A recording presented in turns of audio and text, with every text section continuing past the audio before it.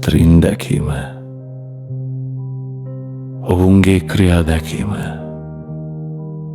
ඔවුන්ගේ හඬ ඇසීම, ඔවුන්ගේ ගන්ධය ආප්‍රාණය කිරීම, ඔවුන්ගෙන් ලැබෙන රසය වැළඳීම, ඔවුන්ගේ ශරීර ස්පර්ශය ලැබීම, ඔවුන් හා සංභාෂණයේ යෙදීම, තවත් ක්‍රමවලින් ඔවුන් ඇසුරු කිරීම යන මේවා පිළිබඳව පුරුෂ චිත්තයෙහි හටගන්නා වූ සප්‍රීතික ලෝභයද පුරුෂ දර්ශනාදිය සම්බන්ධයෙන් ස්ත්‍රී චිත්තයෙහි හටගන්නා වූ සප්‍රීතික ලෝභයද රාග නම් වේ.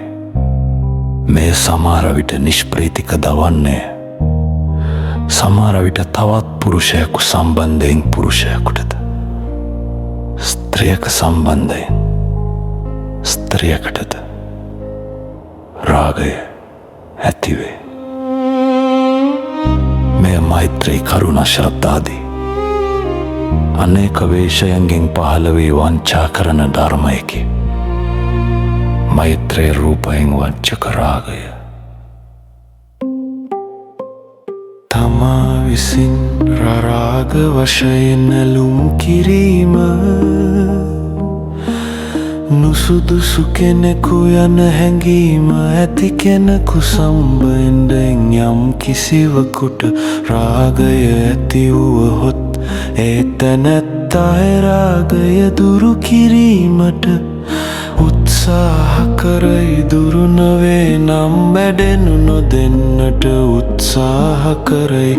තමාට නුසුදුසු පරිදි ඇති වූයේ රාගයට එයනේ දුරු කර ගැනීමට උත්සාහ කරන්නා වූ තැනැත්ත කෙරෙහි වැඩෙන්නටත් ක්‍රියාකාරීත්වයට පැමිණෙන්නටත් ඉඩ නොලබන්නා වූ ඒ රාගය පසුව ඒ තැනැත්තාගේ අදහසට සුදුසු වන සැටියට, පුද්ගල තත්ත්වයට සුදුසු වන සැටියට මෛත්‍රී වේශය ගන්නේ.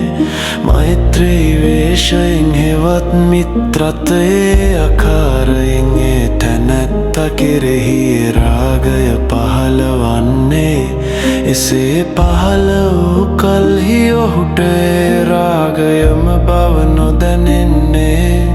එයට රැවටුණා වූ හෙතෙමේ මෛත්‍රිය හෙවත් මිත්‍රත්වය සෑම දෙනා සමගම පැවැත්වීමට සුදුසු දෙයකැයි. මෛත්‍රී වේශයෙන් පැමිණි රාගය පිළිගන්නේය. එයට වැඩෙන්නට අවකාශ දෙන්නේයා. එසේ අවකාශ ලැබූ රාගය මෛත්‍රී වේශයෙන් ක්‍රමයෙන් වැඩි. පසුව රාගය සැටියටම සිට ක්‍රියාකාරීත්වයටද පැමිණෙන්නේ. මෙබඳු කරුණු වලින් පරිස්සම් වීම ඉතා දුෂ්කර නුවණැතියෝද මේවාට මුලා වී අන්තයේදී වරදට පැමිණෙති. මෛත්‍රී රූපය ගන්න රාගය බොහෝ සෙයින් පැවිද්දන් කෙරෙහි ඇතිවේ. එයට වසඟ වී අන්තිමේදී ඔවුහු ශ්‍රමණ ධර්මයෙන්ද පිරිහෙති.